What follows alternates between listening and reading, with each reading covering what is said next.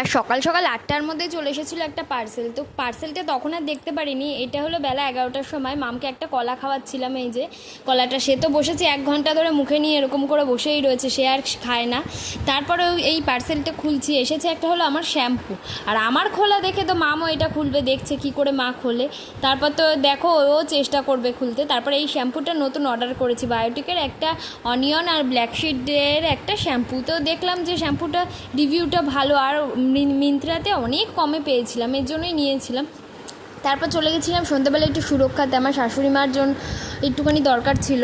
তারপর এসে দেখি আমাদের পাড়াতে একটা ফাংশন হচ্ছে, আর মিঠাই এখানে গান করছে পাড়ার মধ্যে বাসন্তী পুজোতে। ও দাও, কি করবো বাদর মামা?